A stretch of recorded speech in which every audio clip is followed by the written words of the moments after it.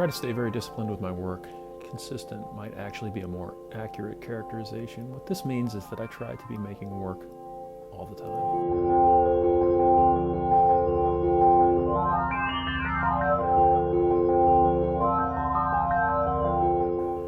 In other videos, I've spoken about how I believe that the more I make, the easier and more fluid the making process. And maybe more importantly, the opposite seems to be true as well.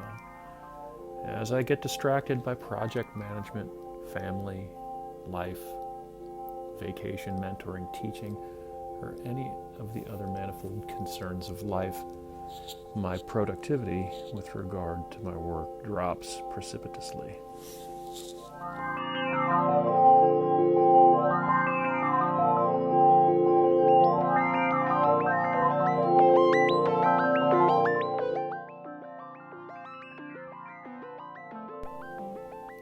On Monday and Tuesday, I was involved in 2 straight days of intense critiques. The critique process, when done right, is intellectually, emotionally, and surprisingly physically draining. During critique, in order to be doing it right, you have to stay on the leading edge of the conversation.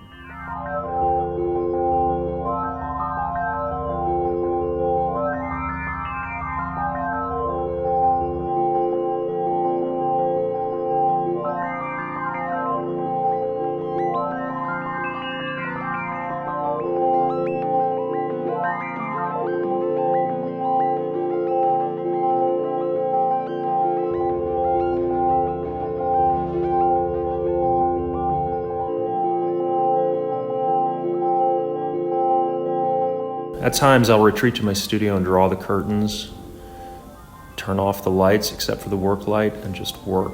This is a small study in watercolor and gouache. When doing work like this, I'm really just trying to explore new aesthetics and new ideas. Usually I'll do 2 or 3 studies before committing to a larger work.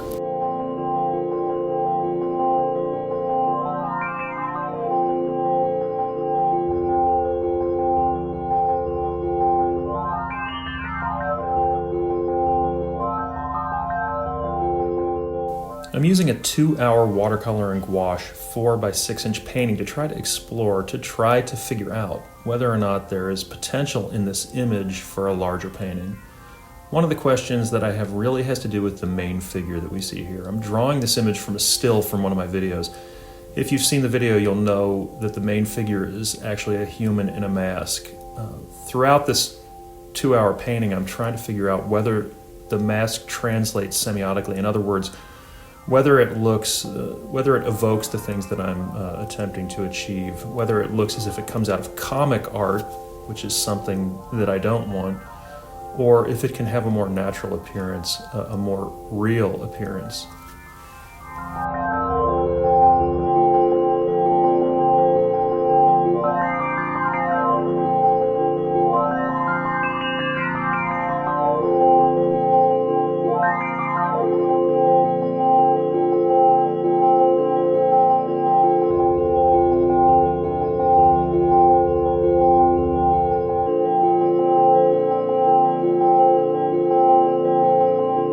I find that setting clear time goals on work really helps clarify what I'm doing. I'll try to be clear here. Before starting the study, I was very clear with myself that it would be complete in 2 hours. I find that this forces me to work quickly and to not labor over each of the infinite possible decisions that each stage of the work can present. In this way, I'm forced to be exponentially more loose in my approach to the work than I might normally be.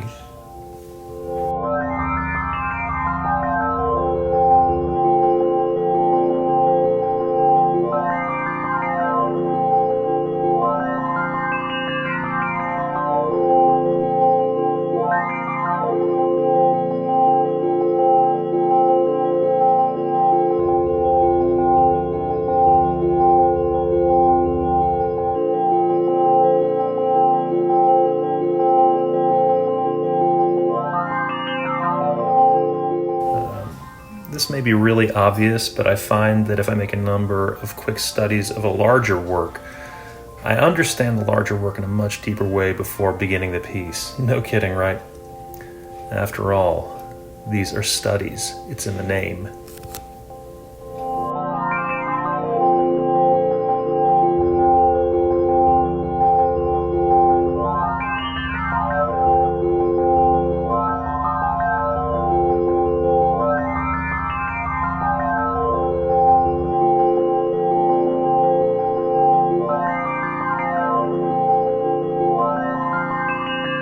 I also find while doing work like this that doubts creep in as the image begins to emerge. The critical voice of judgment, that devil on my shoulder, starts to erode the image.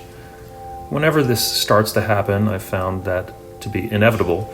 I lean into the clock. I lean into the idea that this piece must be as close to fully resolved as possible in my given time frame. In my experience, this process of leaning into the clock seems to chase away the demon of doubt.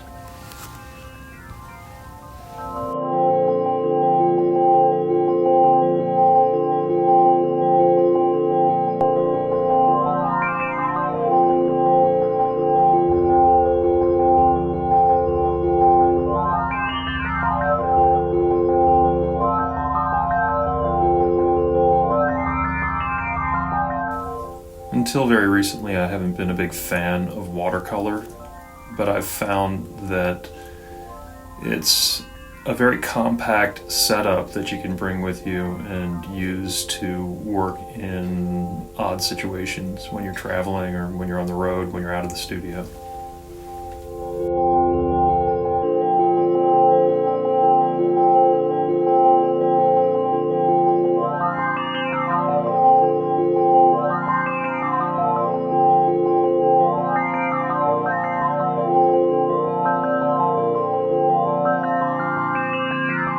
On the right side of the image, over the main figure's left shoulder, I'm painting, or I should say repainting, a piece from a few years ago entitled Milk. I really love the process of repainting from life and in different contexts from my previous work. I find it super hard to communicate why I find this so satisfying, but the process of restating a painting through different mediums and in different contexts, endlessly fascinating to me, and strangely biologically enjoyable. In other words, I can actually feel physical pleasure through the process of restating this painting.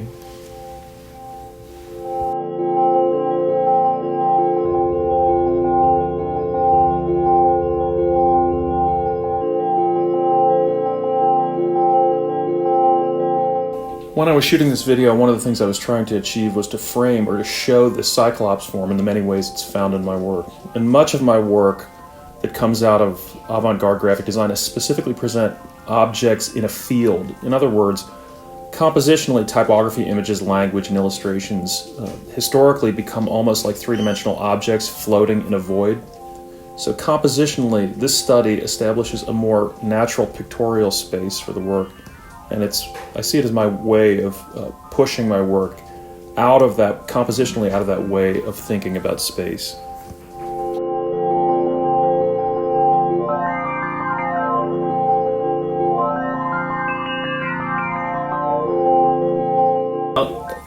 Immediately after finishing this study, I try to evaluate what I think the problems are and then compose another quick sketch in gouache as a response to the first piece.